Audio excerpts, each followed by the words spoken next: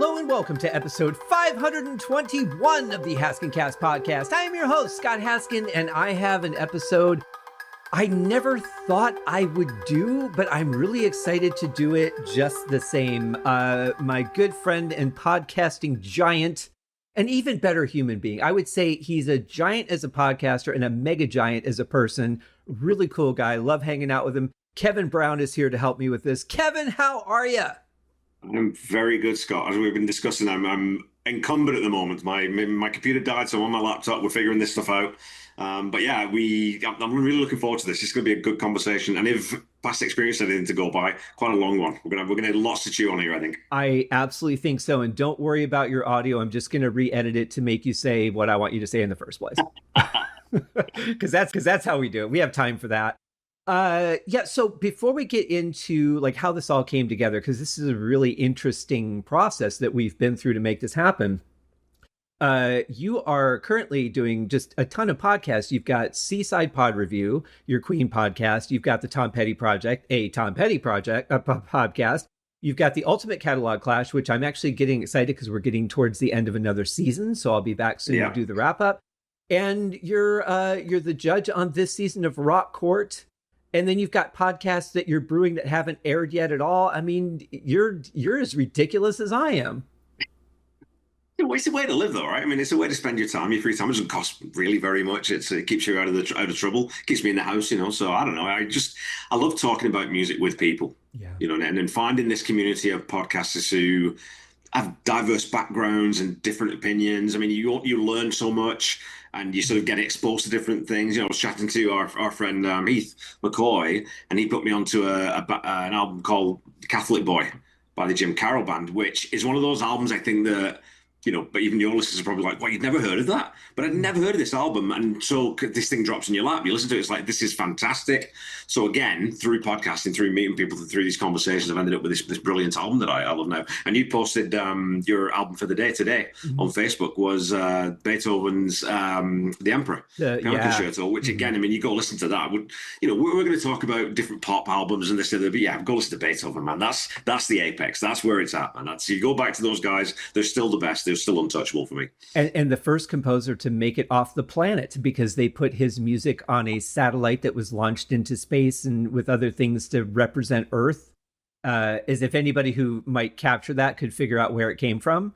But they've got his Ninth Symphony playing on an endless loop. So who was it? I know that when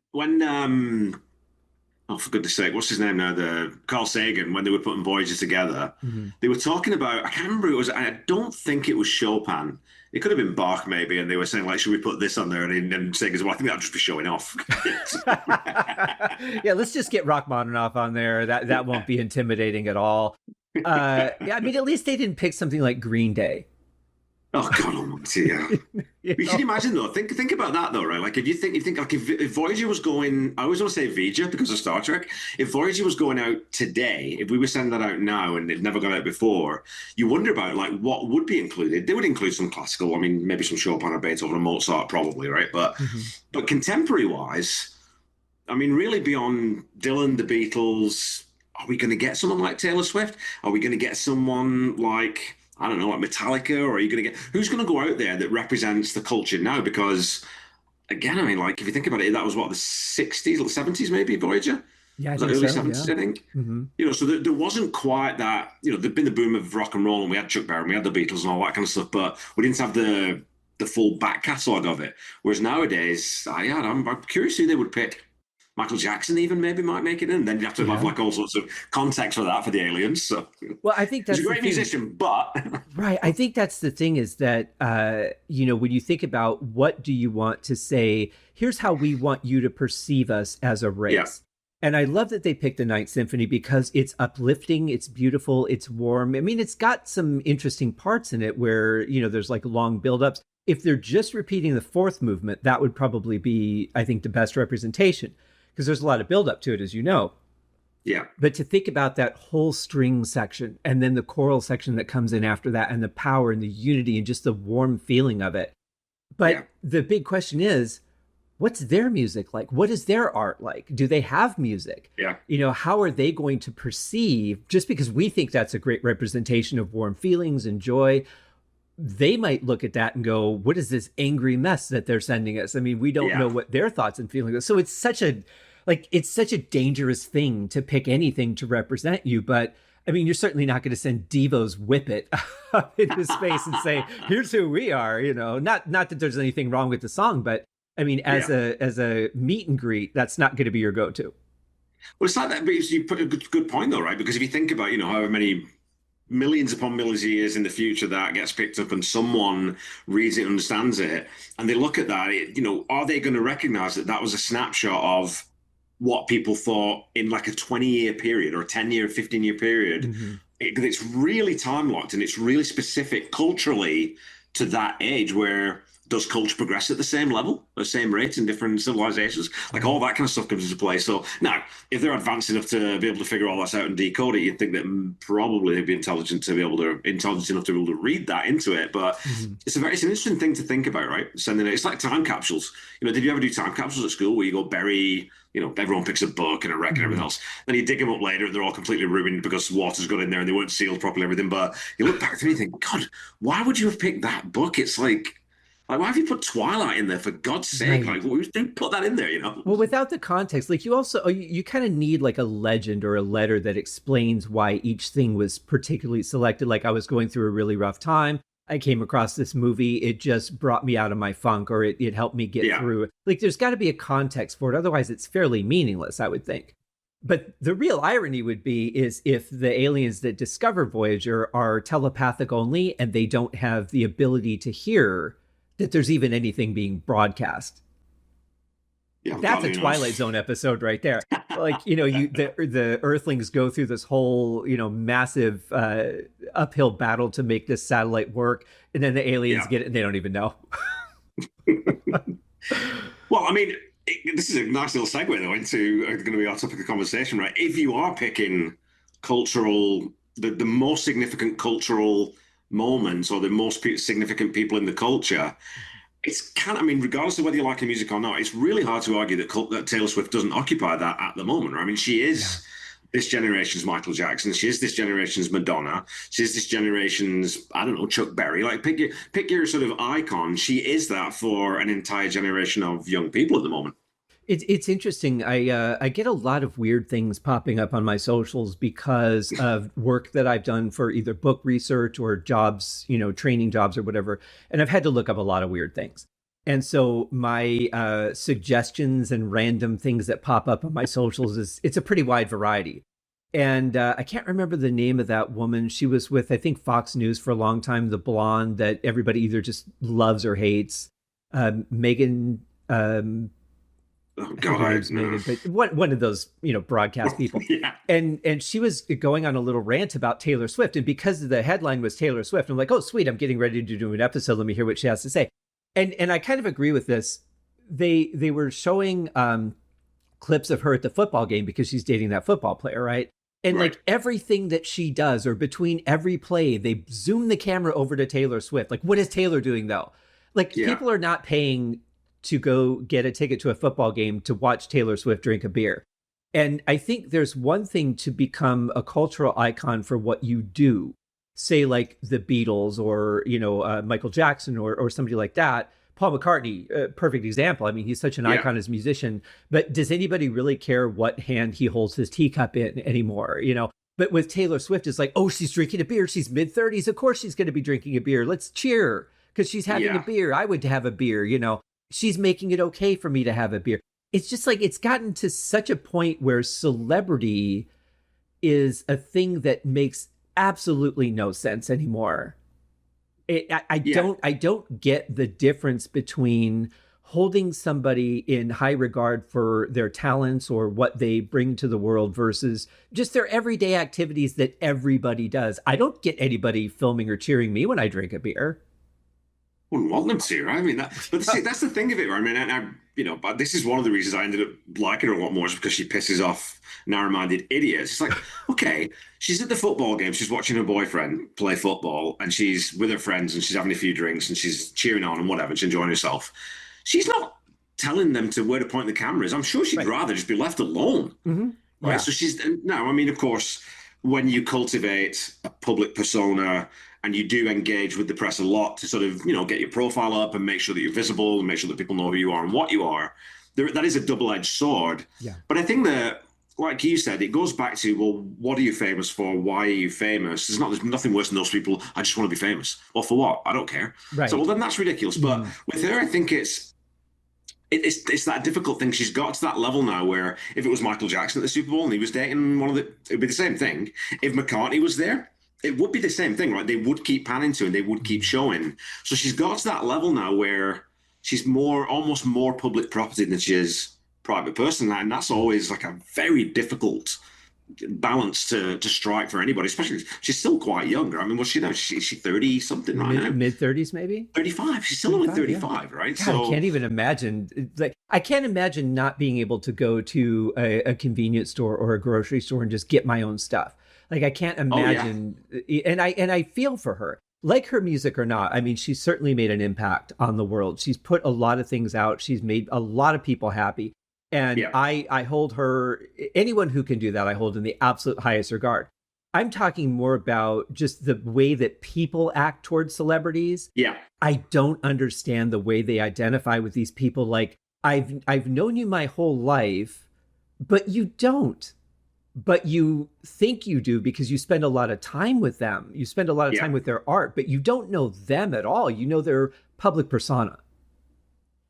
Yeah, I mean, again, I mean, she's almost too big to be able to sort of even combat any of that anymore, right? Yeah. I think there's a stage where you lose the ability to dial anything back.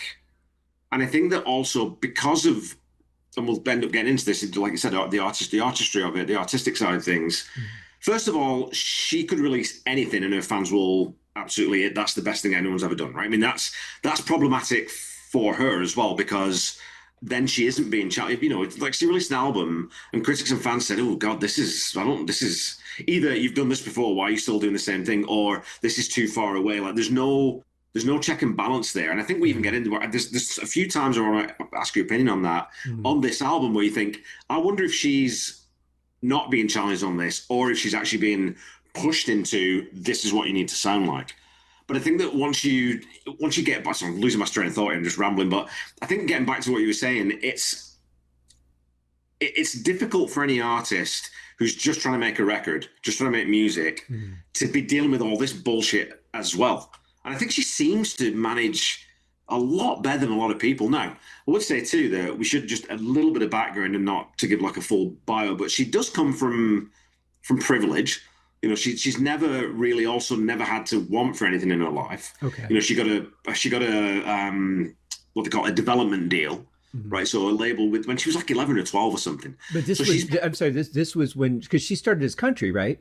She's a country artist, yeah, and they moved to Nashville to help her, and she got I think she was 12 or something. She was just learning guitar, and they got her some sort of development deal. These things where they say, well, this kid could be something there, so we'll invest a little bit of money in there, and then obviously down the road, then we own all the rights, everything. That becomes an issue with Taylor Swift later that we'll end up probably talking about. For sure, yeah. But so and her mum and dad were well off, and she never really had any. So she never had to fight for anything particularly, and I think that also becomes a bit of a problem artistically, and this is when we get into lyrics and things and topics and subjects. I think that's where you get a bit of this, what I perceive as a bit of thinness to her repertoire, is if you've never really had any hardship, and if the only hardship you've had is, well, this boy's being a dick, well, yeah, but when you're 16, 17 and you're already a millionaire, of course you're going to attract assholes. It is going to be difficult. For sure, yeah. And so just working through that is it's a challenge for anyone. And like I say, I think she seems like she's fairly well adjusted. I don't know. I mean, if you're writing about the pressures of being 12 years old and having this pressure of you have people investing in you and you have to get this done by this deadline and we're expecting this and you're getting, like those kind of pressures, I could totally understand writing about that. Obviously, as a teenager, you're going to have those feelings as your body's changing, your emotions are changing, your attractions are developing and all that. Like, I think that's all fair ground. What I tend to find, and maybe kids are growing up faster than we did in our age, but it just seems like they come across like I've lived a whole life. You don't even know what I've been through. And I'm like, I don't really think you have. You've experienced certain things for sure, but you're coming out with songs. I'm not saying necessarily Taylor, but just in general, you're coming out with these topics like you've traveled around the world, you've lived 30, 40 years and you've been through all this stuff. But if you're using your imagination, if you're listening to people talk about their experiences and you're imagining what that's like for yourself and you're writing about it as if imagining that happened to you, okay, that's fair. Yeah. It's like ChatGPT when people ask it a serious question. If it thinks that you're asking for a story and it makes something up and you're like, that's not the answer, but it thought you were asking for a story and it tells you a story, well, it's not lying because it misinterpreted what you wanted. So it's kind of the same thing. Like, I think we're taking it as you're saying that you live this experience, but I've written about things I don't know anything about. I wrote a whole album about being addicted to drugs. I don't do drugs, so I wouldn't know what that's like.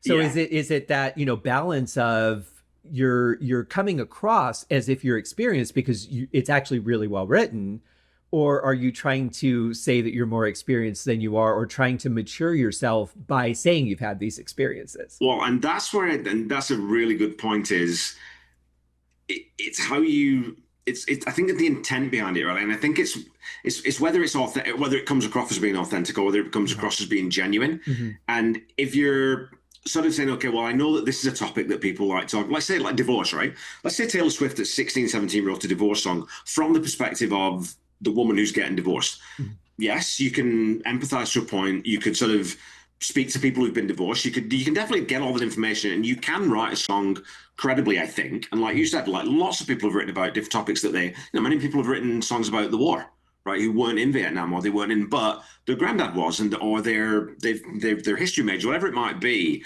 I think it depends on the point of view that you're selling it from. And that's where, again, I think with Taylor Swift, and I mean, we're only talking about one album here, and I've only listened to 2 overall. Mm-hmm.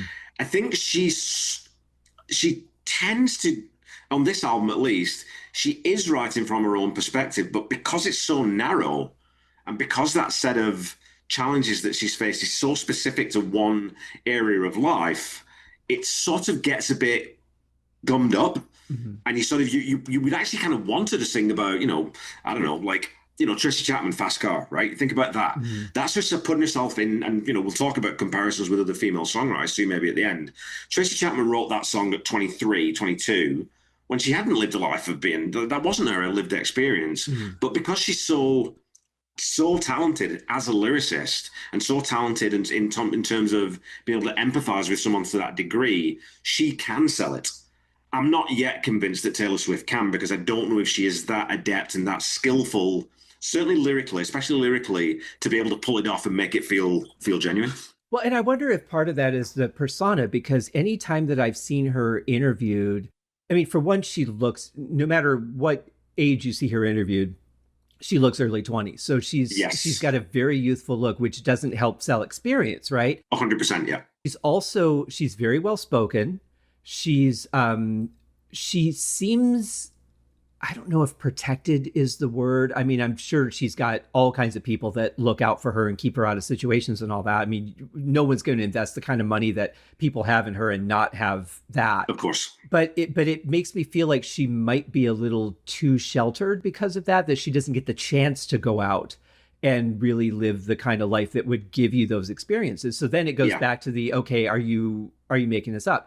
Not to toot my own horn, but I wanted to take a moment to thank you, by the way, for reading my trilogy, The Universal Court. That really meant a lot to me.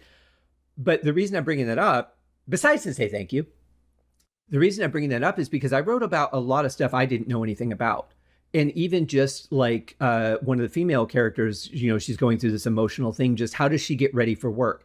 And I interviewed so many women to say, okay, if you were in this high pressure situation, and all you were trying to do is just accomplish this task, tell me what you would do. Tell me your process. Tell me, how is your closet arranged? How do you do this? What's your order of operation?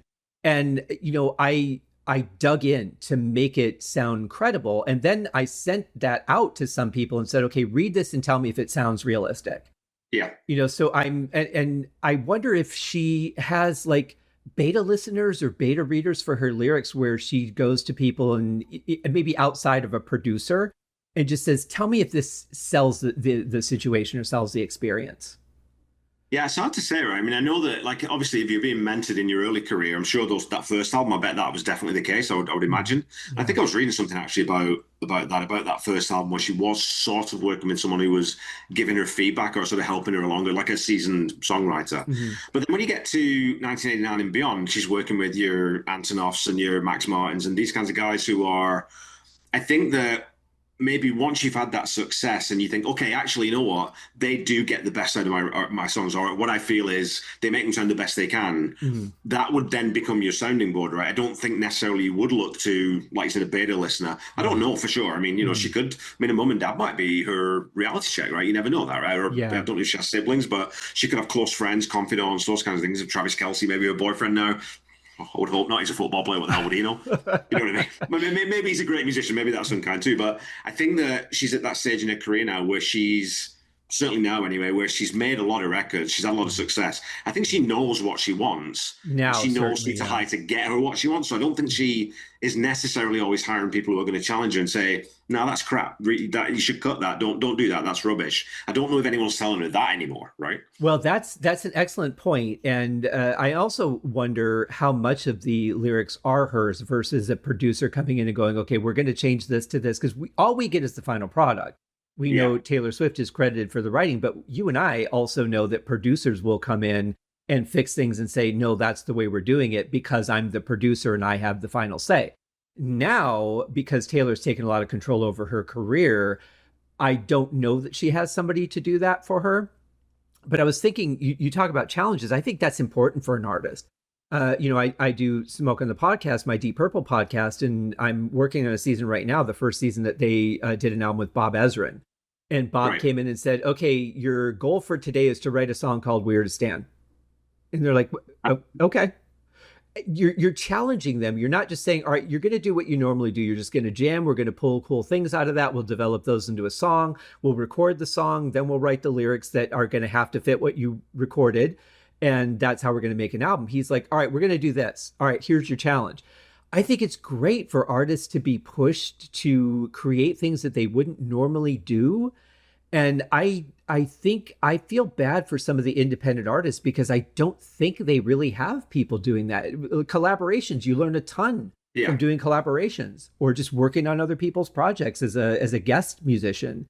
And I feel like that might be one thing that could really help her develop even more if she had more of those opportunities, because you're only going to grow so much working with the same people. Well, I think, I mean, obviously she does have access to all that because she can hire whoever she wants. I mean, she's at that level now. She can get anyone, and anyone will work with her, right? I mean, because, and especially because, like you said, I mean, aside from the artistic side, she does seem like a genuine person. She's articulate. She seems like she's an intelligent woman. She seems not necessarily humble. Like it wouldn't necessarily be the word, but she certainly is engaged with society, and she donates fuck tons of money to, I'm sorry, language. Lots and lots of money. Okay, sorry. I was already planning on marking you explicit anyway, so. Sorry. Slips out. Corey, with Corey, it's in my template, so.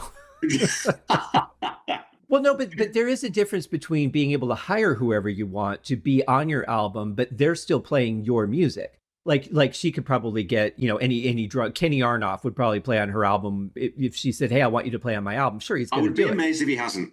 Yeah, exactly. To be honest with you. But I'm talking about her being influenced by projects that are outside of her, like me writing something and saying, "Hey, Taylor, I would love it if you'd work on this project with me." And her being brought into a fold that's not her writing, not under her control. That's where you really start learning. For sure. And I think she's done that too. I think I think Ed Sheeran's worked with her. I mean, look, it ends up being, it's not like she's stepping out and going working with, I don't know, Liz Phair or, like someone who's way outside or, I don't know, Patti Smith. You know what I mean? She's not stepping outside the pop sphere. She's still working with people who are of a kind. So I think that, and I guess that's maybe then where I'm sort of funneling this thought is that I get the sense that she's absolutely happy with the rails that she's on. Yo, sure, yeah. You know what I mean? Like, I don't think she feels like she needs to be pushed too hard, because I get that sense that what she really cares about first and foremost is her fans. Mm-hmm. And her fans love this. What she's doing, her fans love. So she services her fans. She gives her fans exactly what her fans want. Now, there is that opinion in music too that the fans don't know what they want, so you should give them something new, and they'll come to learn to love it, or it'll challenge your fans as well. So there's that argument as well. Because I listened to Folklore, was the other album I listened to, which was, I think it was the one she recorded in lockdown. Okay. And that one, it suffers from a similar thing that this album does in terms of sort of sameness. Mm-hmm. There's a lot of too much of the same thing. So I think in terms of growth, I don't know if you're ever going to see that now from Taylor Swift, because she's so big at 35 that, like we said, I mean, if you think about Jackson after Thriller was released, there's no way someone's going in saying to Michael Jackson, "This song sucks. This is awful." Right. It's just not happening, right? Mm. The same thing with, Dylan. Would someone go and say, "Dylan, that's terrible"? That's awful. They might do, and if it's one of his sort of close friends or something. But a producer who's been hired to come in and work, I just don't see it happening with Taylor Swift. I think she's in the lane she wants to be in, and she's happy in there. But don't you think also that anybody who works with Taylor Swift is probably going to be a yes man? Yeah, she just. Imogen Heap is one of the co-songwriters on this album, which is really interesting. Really? Imogen Heap she co-wrote the last song, Clean, or she's credited as a co-writer, mm-hmm. Which is really interesting because Imogen Heap's not an insubstantial artist, right? She was one of the pioneers of sort of electronica and dark pop and all that kind of stuff. But what I was going to mention to you too, Scott, is something I was talking with someone else about is, us old curmudgeons, us old crusty white classic rock guys, we look at the list of numbers of writers and producers on songs these days and we think, God, how many people does it take to write a goddamn song?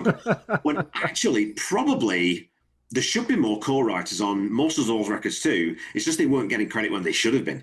Like some guy who comes in and sort of says, "Hey, how about that bridge section, what we should actually do is move that to the front. That could be the verse and that could be the intro."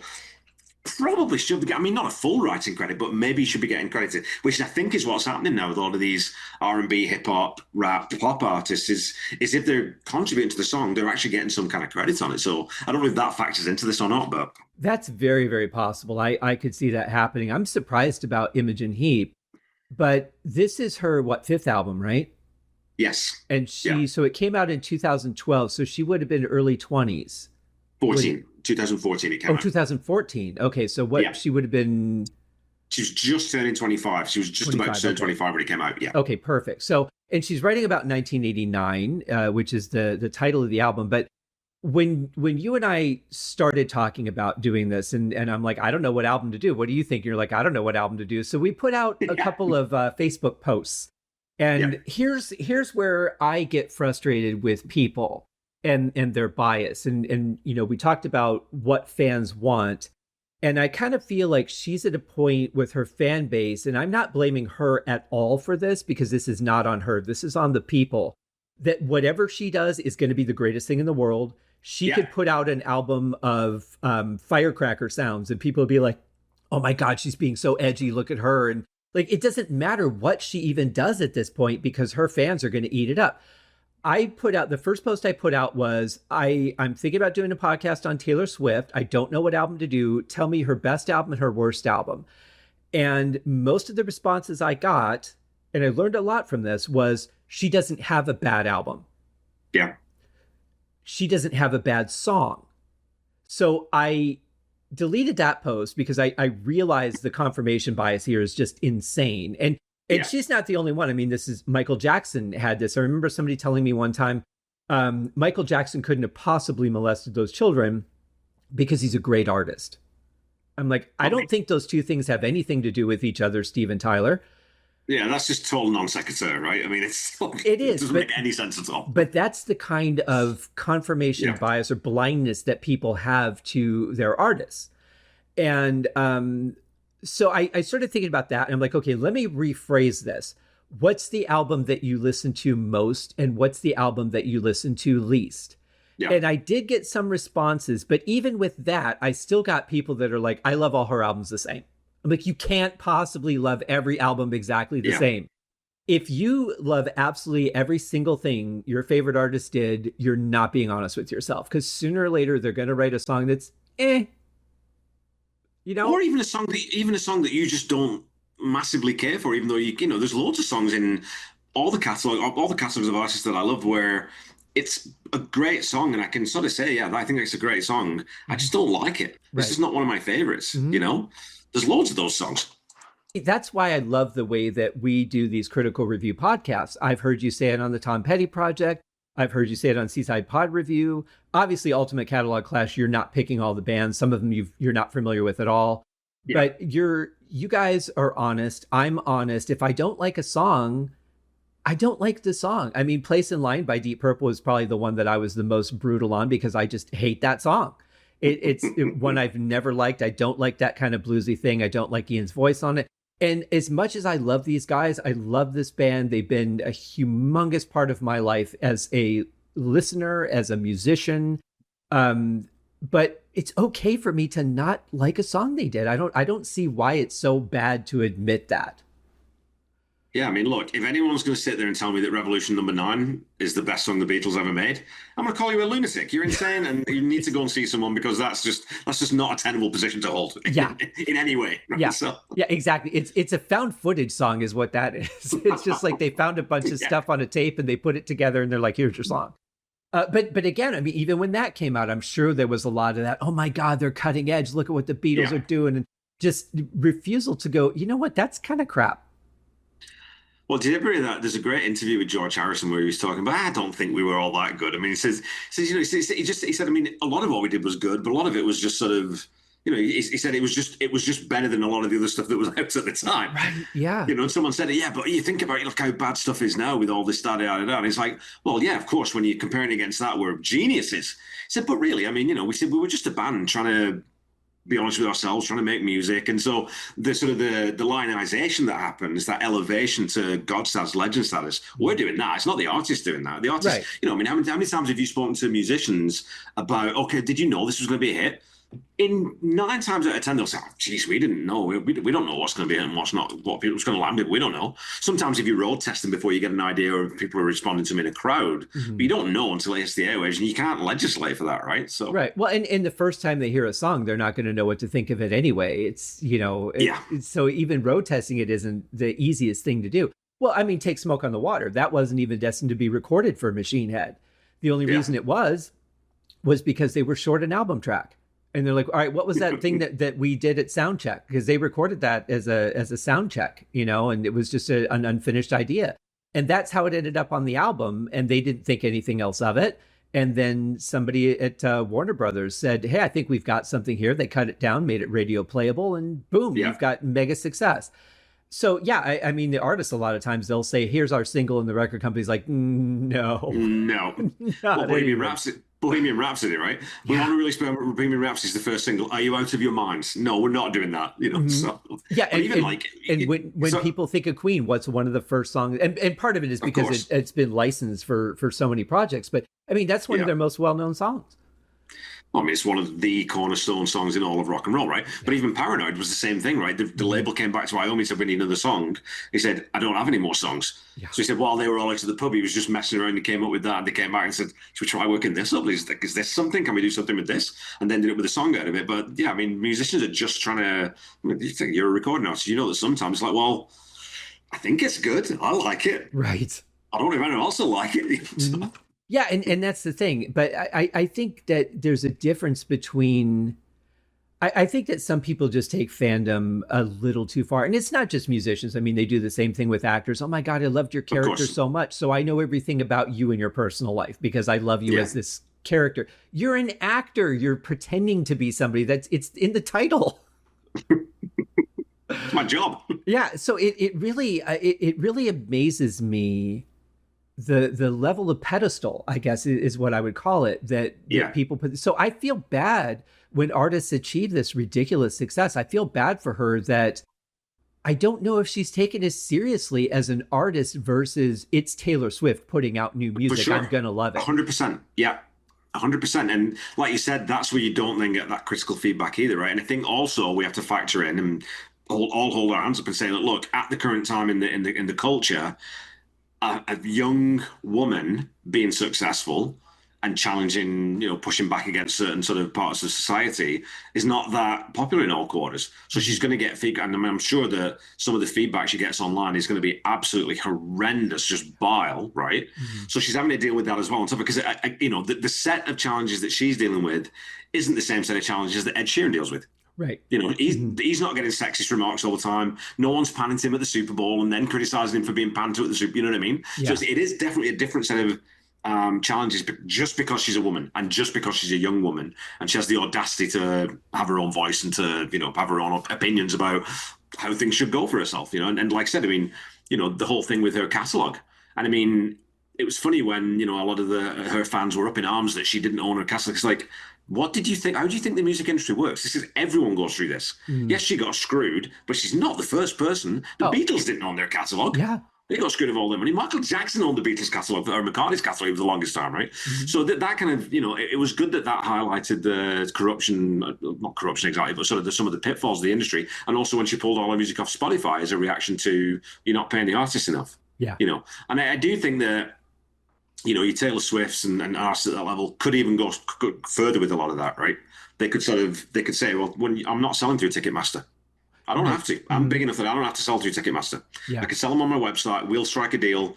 If there's an exclusivity problem with Ticketmaster, I'll compensate you for that. Get around it, right? So I think there's, and I think that might start to happen as time goes on.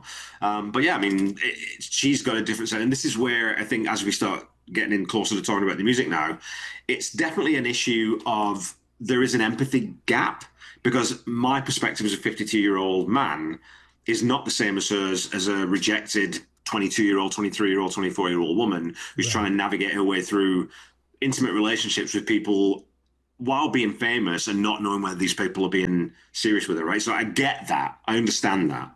But again, I think hopefully once we get into the songs, when we are being sort of critical about it, I think both you and I are objective. We say, well, I'm going to tell you what I don't like, but I'm also going to tell you why, right? I'm going to tell you specifically and give you some examples of why I think, you can do that if you do it a little bit better. So.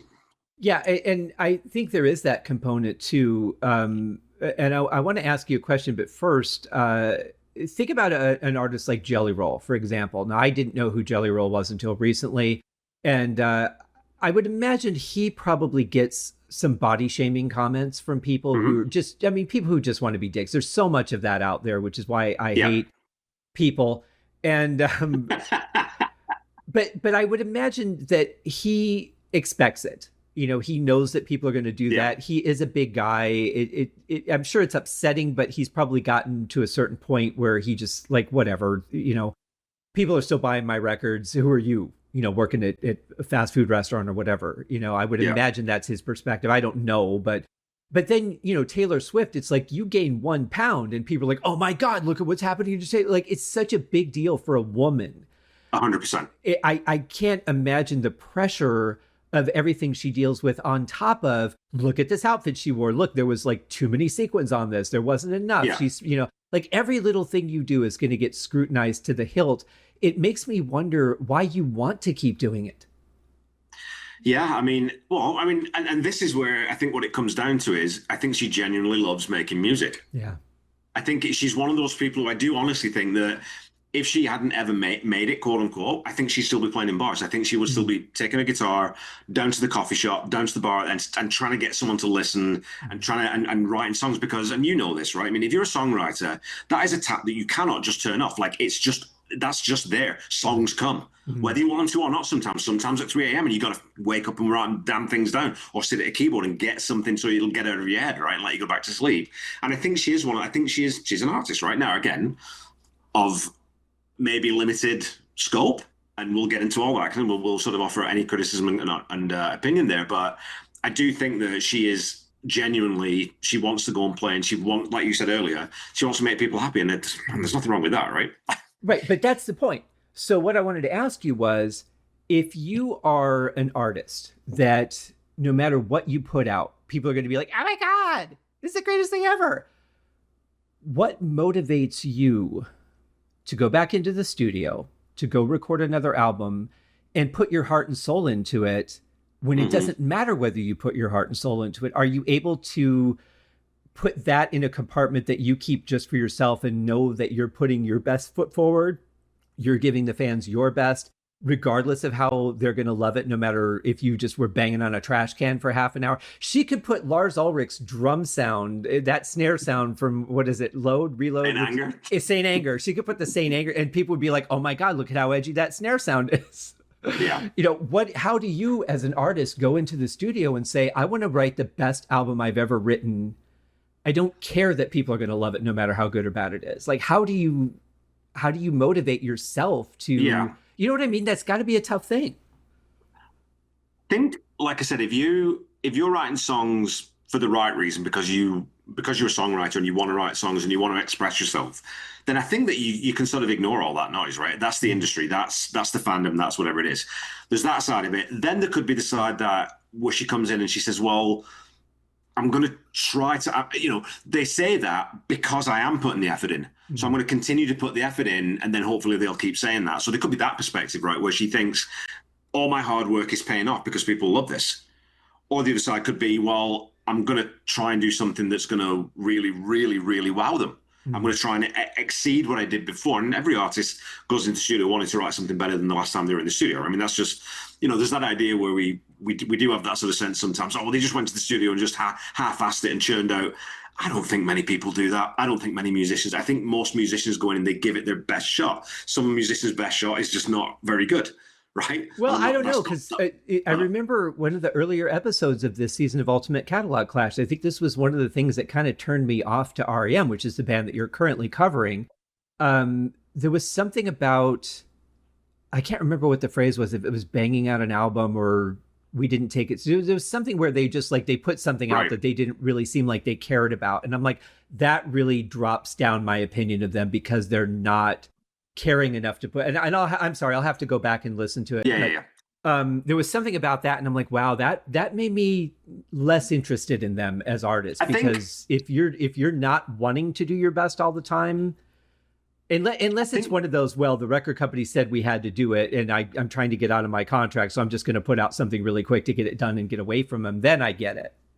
I think there's also the fact that with quotes like that, quite often it's the 50th time they've been asked the same damn question on the promotional tour. So someone has a bit of a joke and they just say something that gets picked up, right? That's the one that gets picked up, right? Because that's where they've said something that doesn't conform to. So I'm always I always tend to temper my sort of opinions when it's something like that, when you think there's no freaking way that Mike Mills, Bill Berry, Michael Stipe, and Peter Buck have half-assed something. There's just no way. It's not in their DNA, right? In fact, they don't.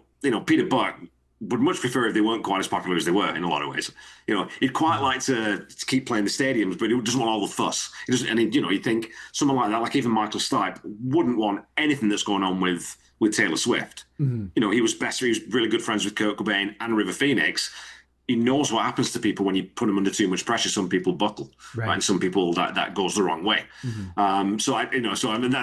But I'll have to go back and listen and figure out what that was. But that's interesting. Yeah. Yeah. I wish I could remember it, but okay. So let me look at it a different way. So my brother came up with this great analogy about children. Your children come home, every half-assed shitty drawing you put up on the fridge and tell them it's the greatest thing in the world. But you're kind of doing a disservice to them because you're not giving them a reason to strive to do better, right? You're not saying, okay, this is good. Next time, why don't you try this or try doing this differently or develop this a little bit, like work on the face construction or work on, making both eyes look similar, or, whatever it is. Like you're giving them credit for what they've done, but you're also pushing them to learn and grow and continually do better. By her fans saying everything you ever do is the greatest thing you're ever going to do, that can't be a motivator for her to want to be the best she can be. No, and I mean, like I said, there are intrinsic and extrinsic reasons to push oneself and to strive. And I mean, some people just have that ethic, right? I'm going to go in there and I'm going to do my best. I don't care whether people think it's good or whether people think it's bad or whether people the work itself is enough. The work itself is the reward. And actually, if you can get to that stage in if it's the professional life, your personal life, whatever it might be, that's really what you want to get to, right?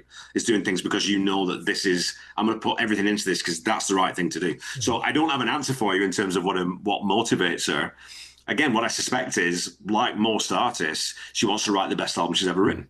It probably just comes to that as simple as that, right? That's what I'm really hoping for her, because I think it's got to be just a weight on her that it doesn't matter what she does.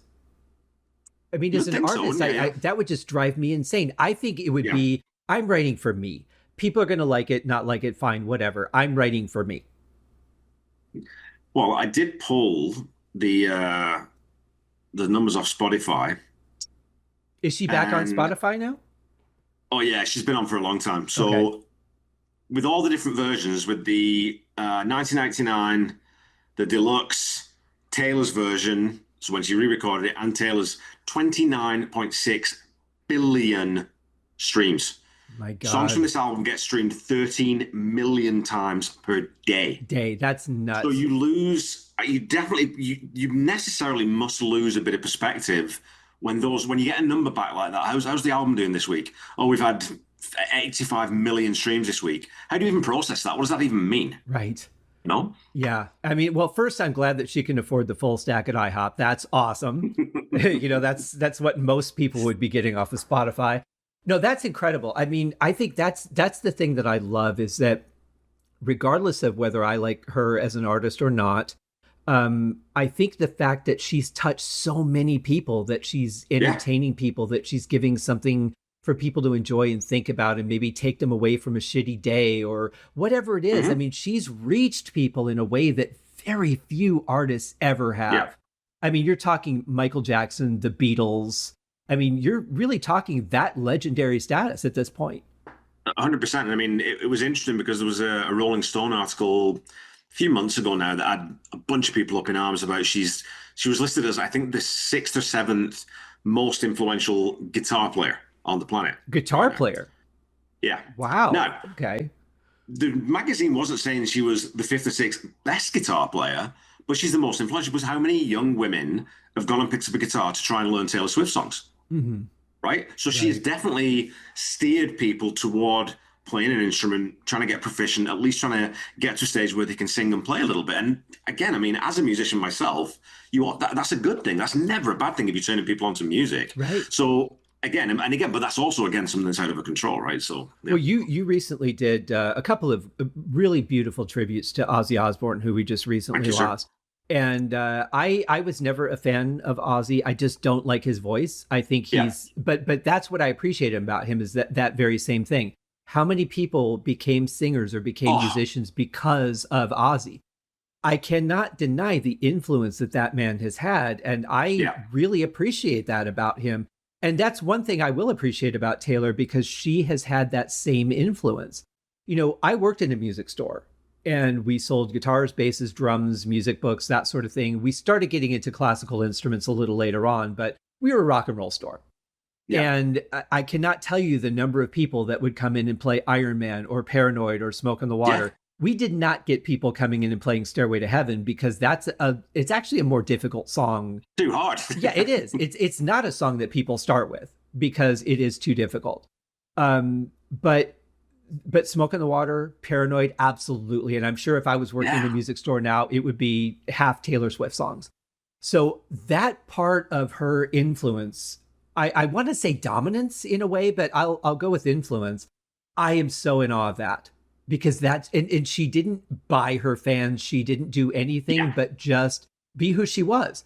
And I love organic success. That is the thing that makes me happiest in this world, is when people are just who they are and they hit mega success. Yeah. I mean, again, we've all got, either, you're a professional musician. We've all got professional musicians who like get full-time gigging musicians. Any musician you can even just make a living playing music for other people, good luck to you. I'm never gonna say that you shouldn't do that, right? I mean, it doesn't matter how good or bad you are. It doesn't matter whether I like you or not. Good on you. If you're going out there and making music and making people happy, how can that ever be anything but a good thing? Right. It just comes down to personal taste. Like, I might not like what you're doing. I might not enjoy your music, but God, if you're making people happy, that's why I'm really torn with, like, Motley Crue, for example. Now, apparently, there's a big thing that Vince Neil isn't going to tour with the band because of his issues. But his inability to sing. His inability to sing, yeah. But here's the thing. If people are willing to pay to go see him, perform, knowing full well. I mean, there's plenty of video out there, and you're watching the video before you buy the ticket. So it's like they know what they're getting into. Yeah. It's about seeing the legacy of Motley Crue while you can go do it. It's not about going and seeing a great show. It's about saying you've seen Motley Crue. But if people are willing to pay for it, who am I to say you shouldn't be doing this? I can only say I wouldn't go see it. I wouldn't enjoy watching that performance. But if there are people that do, by God, keep touring. As long as people are willing to go, keep doing it. Well, there was a great conversation in the Podcast Will Rock Discord today, because David Lee Roth is currently, or it might have been yesterday, but David Lee Roth's currently touring, right? And video footage came out of his last performance, and it is, I mean, just beyond embarrassing. Mm-hmm. Like it's sort of, you need to stop, because it's clearly you can't do this anymore. Yeah. And one of our friends, Michael Pastor, Padawan Michael, and you get his reference lots on that show, was going, but we all said, like, dude, we hope you enjoy the show. Like, watching that video, there's no way on God's green earth I would pay to go see that. Mm-hmm. But man, I hope you enjoy it, because I mean, you're still going to see Dave one last time. So if that's good enough for you, then it's good enough. That's your choice, right? But I'll tell you this, just for your listeners, quickly back on the Motley Crue thing, I would pay to go see Taylor Swift 10 times out of 10 before Motley Crue. 10 times out of 10. Yeah, you would have to pay you would have to pay to see Motley Crue 10 times to pay for a ticket to see Taylor Swift once. Yeah, I think so. But here's the thing, and I think this goes down to then legacy, because there's a thing that would say, like, okay, I don't want to go see that, and I wouldn't. But then it comes down to, does he need to realize what level he's performing at and say, I don't want to go out like that. I don't want my last performances to be a farce. I want to be remembered for shining until the end, even if it means I have to stop right now. I would, and this is the thing I love about Deep Purple, is they say, we're going to keep doing this until we're not performing where we feel we're giving the audience their money's worth anymore. And I fully believe that when that day comes, they will stop. They'll just say, that's it. That's our last show. And they will just be done. Obviously, I hope that it's a long time, because when I saw them last August, I've never heard them sound better. And these guys are in their 80s. It's unbelievable. But there is that self-awareness that you have to have. And I honestly, for the last 30 years, don't think Dave's had any idea what's going on in his life. He just does not seem to be coherent in the least in any interview I've ever seen him do, even going back to the 80s. Yeah.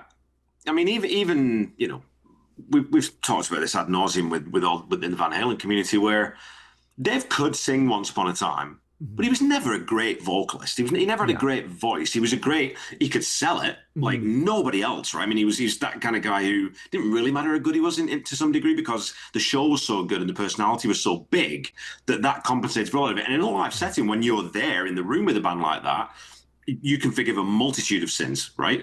How many times have you been to a concert and watched the band and thought, that was one of the best shows I've ever seen, and you happen to see a video footage on YouTube, and when you listen to it, you think, oh, actually, he's a little bit flat there. I don't remember that.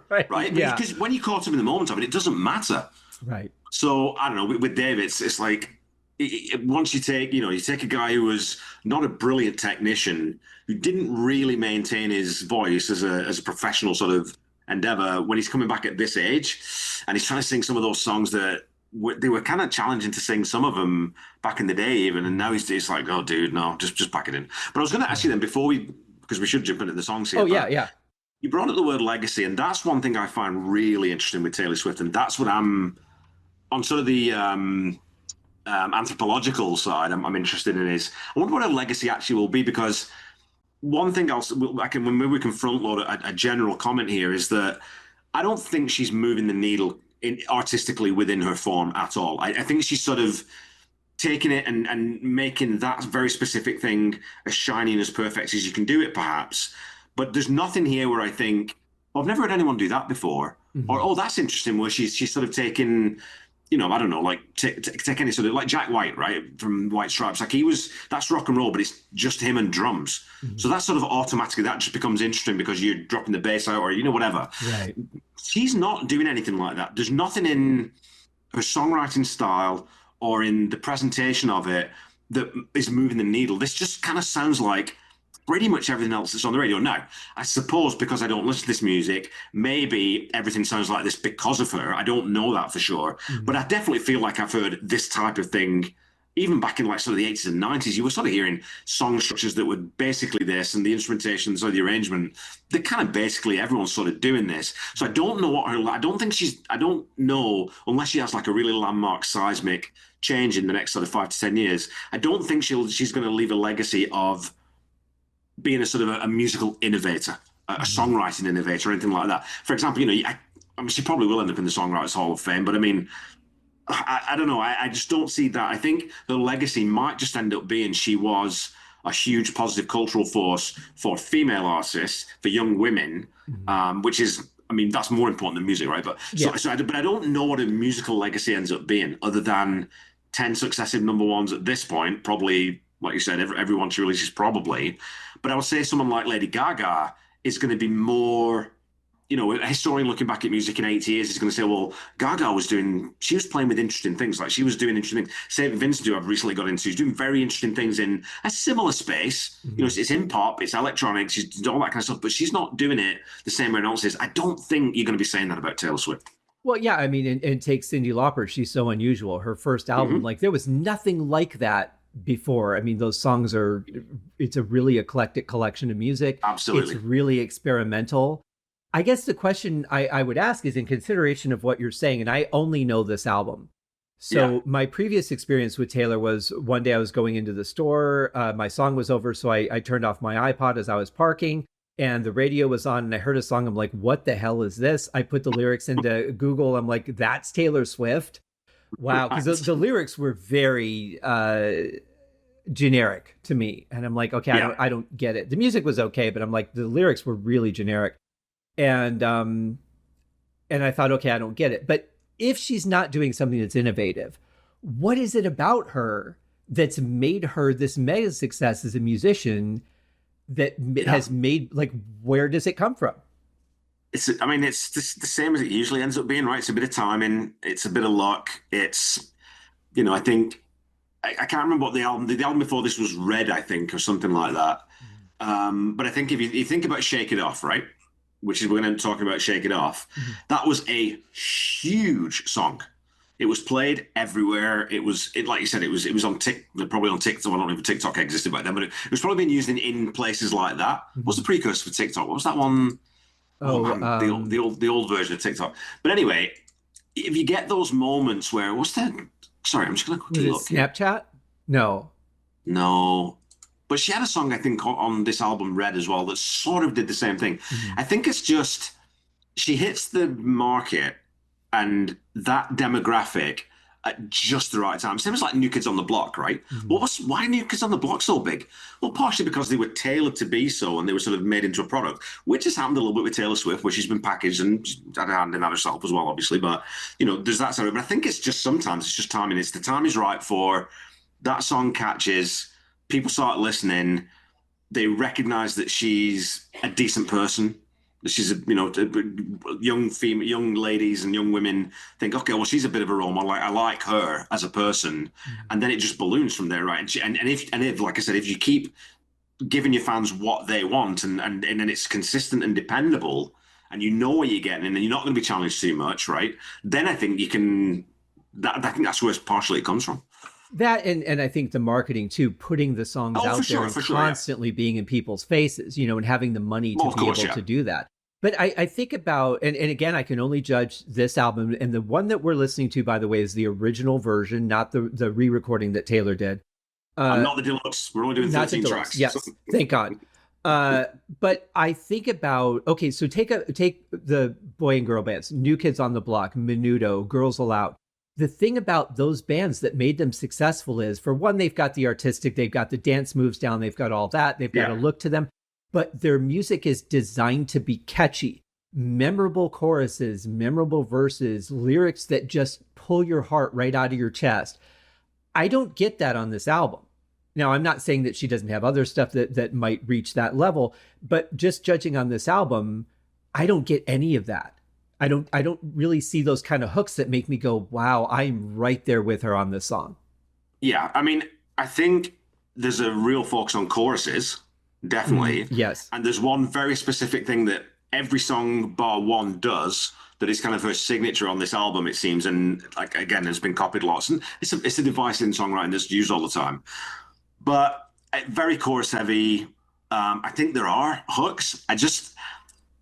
It's sort of because it's so far removed from what I find interesting and what I want to listen to. Mm-hmm. I guess I just can't. Like you, it's like, well, why is everyone horny for this song? Like, there's one song on this album that I absolutely loathe, and it was a single, and it went to #1, and I just can't stand it.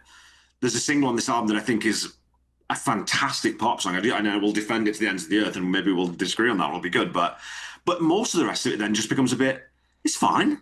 Mm-hmm. Yeah, it's fine. Like it's okay. It doesn't really. There's a few moments that I think, oh, it's kind of interesting. That's kind of good. Yeah. And then a lot of it's just like, well, we've heard this already. Like we're doing the same thing again now. Like you said, musically, there's a lot of major first, major fourth, minor second, major fifth, major first, major fourth, minor sixth, major fifth. It's a lot of the same plug and play. Let's do the same thing.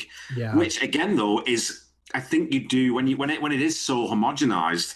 That does lead to that success because people listen to the records. Well, I know the chorus is going to come in, then I can sing along with it, right? And it's because if it's a super simple melody, very unsophisticated, then I don't have to worry about a bar of 7/8. I can clap along with it. I'm not going to lose my place, right? So I think it's a combination of factors. But I think at the end of the day, it's sort of just.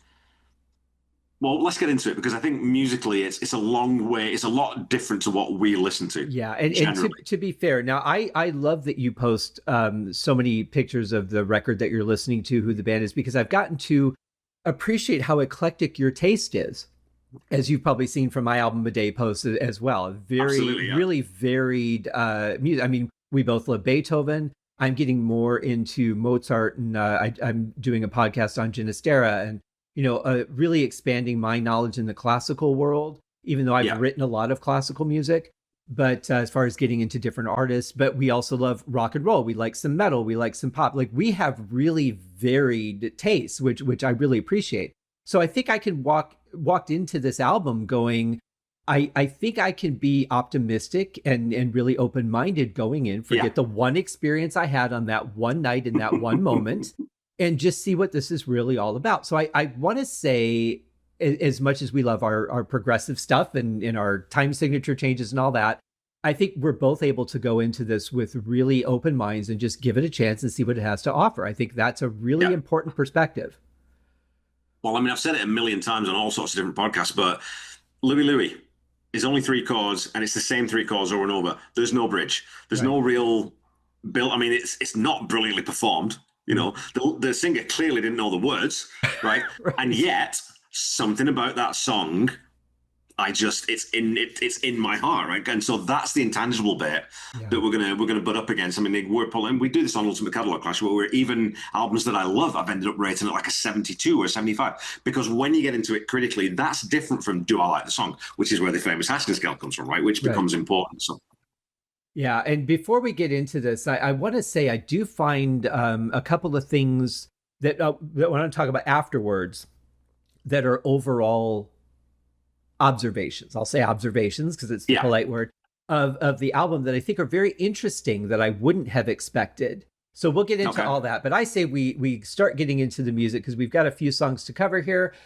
Typically what I do is I play about 30 seconds or so of the song, and I don't mean to be rude. I don't mean to foreshadow, but I will say with a lot of these songs, I feel like with the first 30 seconds, you get the entire song. More or less, 100%. I would agree with that,